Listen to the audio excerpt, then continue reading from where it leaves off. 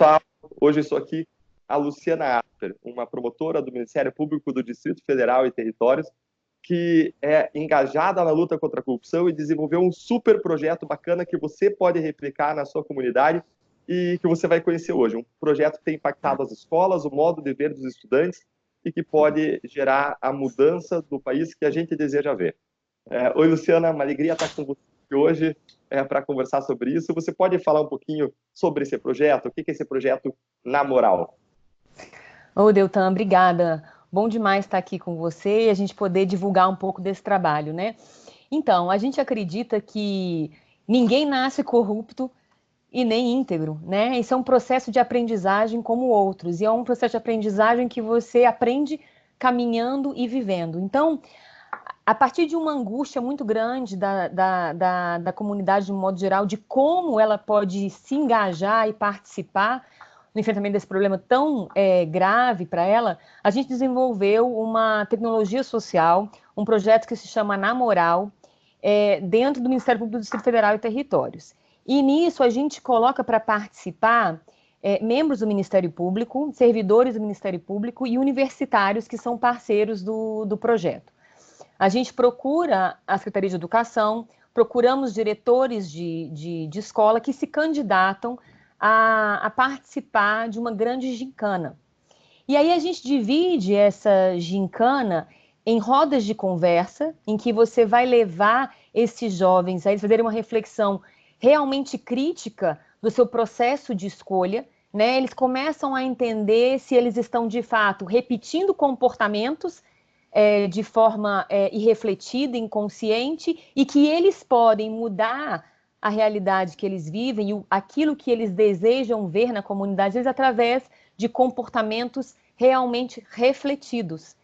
A gente quer desenvolver isso neles a primeiro momento, é uma capacidade de refletir sobre as suas decisões, né? Então, existe essa etapa de rodas de conversa, e outra etapa que são as missões, que são ações que eles vão colocar em prática aquilo que eles discutiram dentro das rodas. E uma primeira missão, para começar, se chama desenvolver um herói da integridade.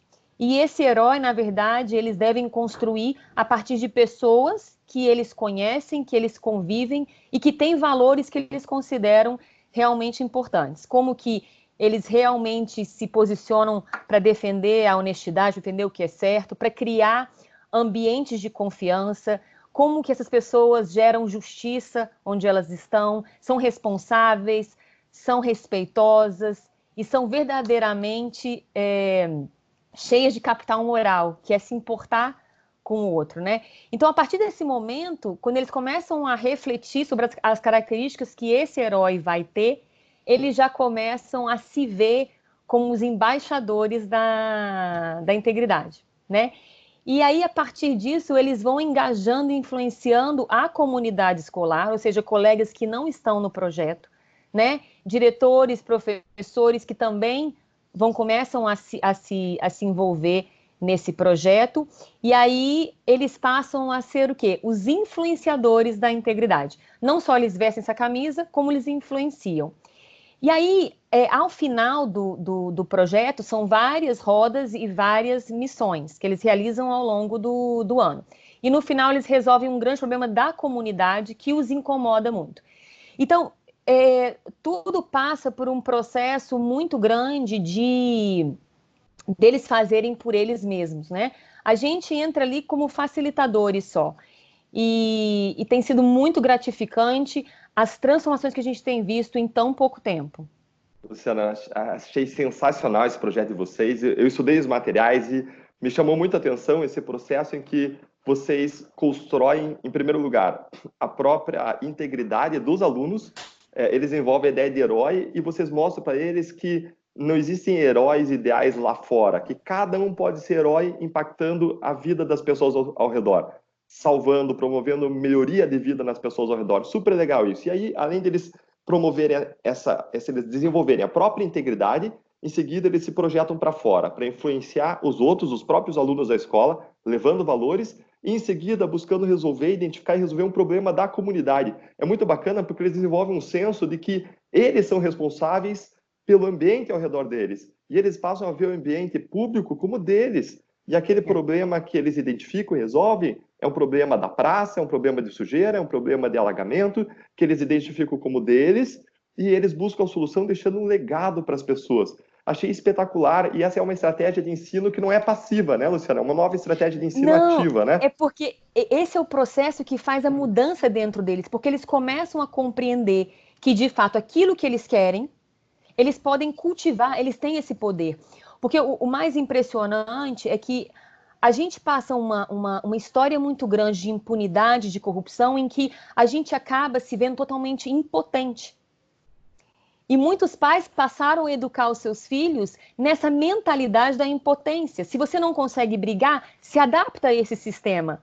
E o que a gente quer mostrar para eles é que, de fato, na hora que eles querem, no futuro, passar num concurso público, sem ter uma prova fraudada, sem ser preterido por alguém que fraudou a prova, começa com a escolha deles de não colar na prova.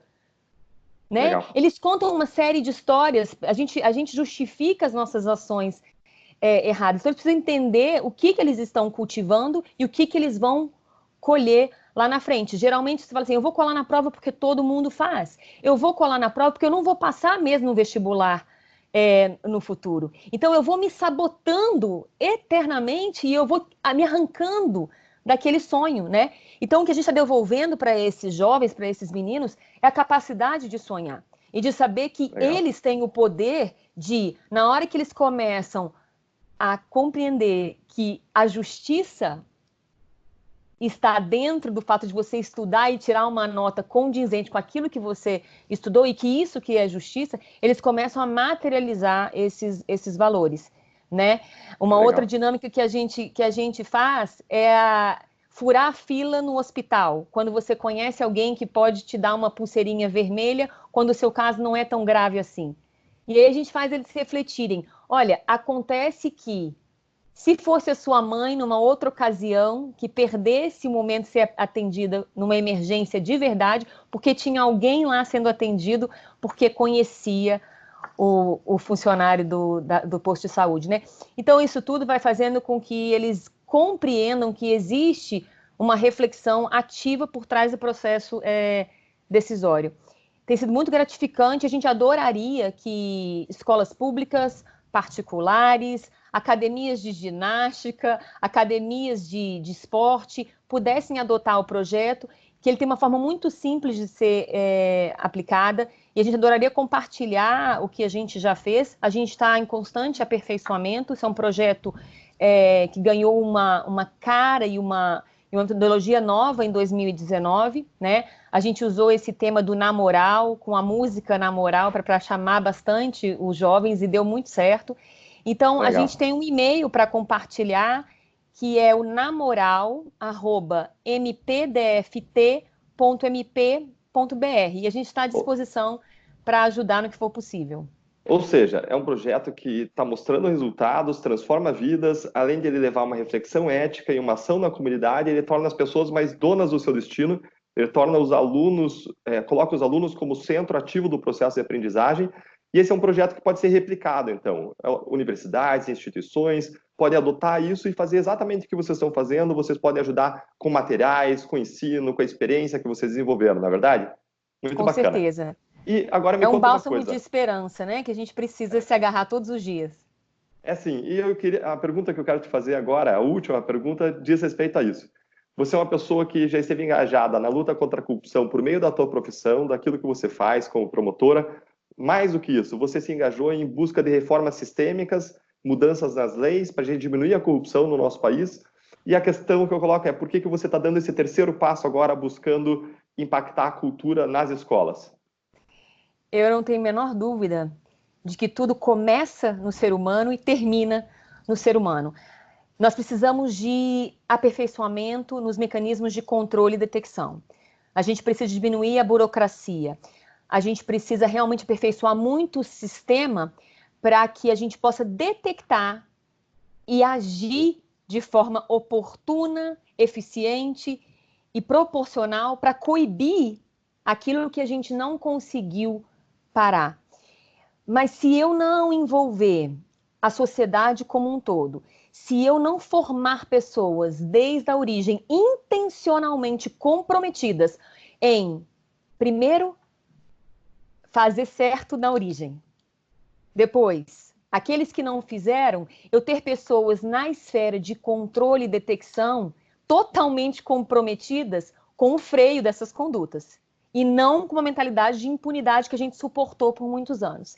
E da mesma forma, as reformas que a gente precisa no último pilar, que é o pilar da justiça, para ter penas que realmente venham a frear os corruptos, que sejam aplicadas rapidamente, que sejam executadas e cumpridas também rapidamente, com efetividade, com proporcionalidade ao dano causado à sociedade. Eu preciso de pessoas em todas essas etapas totalmente comprometidas com a cultura da integridade e com o que é certo, e não com desculpas formais ou respostas mirabolantes para manter as coisas no estado caótico que a gente vê. Não é à toa que saiu o último índice de percepção da corrupção e, mais uma vez, a gente conseguiu perder mais uma posição. Então, a gente tem que perseverar muito para que a gente venha somar um grande time de pessoas verdadeiramente comprometidas com essa luta, porque ela não é de um grupo ou de outro, né? Ela é da sociedade como um todo. Assim, Luciana, super legal. Esse nosso esforço pela integridade, ele se dá em diferentes dimensões. Um é a melhoria das leis, mudança do sistema para controlar a corrupção, e um outro super importante também é essa prevenção primária à corrupção, essa transformação de cultura, esse impacto no ensino, mas não é aquele ensino formal, querer ensinar ética de cima para baixo, não, é a construção pelo diálogo, pela ação, pela assunção dos próprios alunos da responsabilidade pelas suas vidas. Isso é super bacana, eu queria deixar meu parabéns, sou fã desse projeto de vocês, deixo o incentivo a todo mundo que está nos assistindo a replicar isso, a buscar construir na sua comunidade e deixar esse legado na sua sociedade. A questão é, qual é o seu legado? O que você está deixando para a vida das pessoas ao teu redor, na tua cidade? Deixe um legado. Esse projeto é um projeto pelo qual você pode transformar vidas, transformar a realidade ao teu redor, pelo qual você pode lutar contra a corrupção através de ações simples, através de projetos que envolvam a sociedade, que impactem a tua cidade. Bacana, Luciana, muito obrigado pelo teu tempo, eu sei que teu tempo é precioso, obrigado.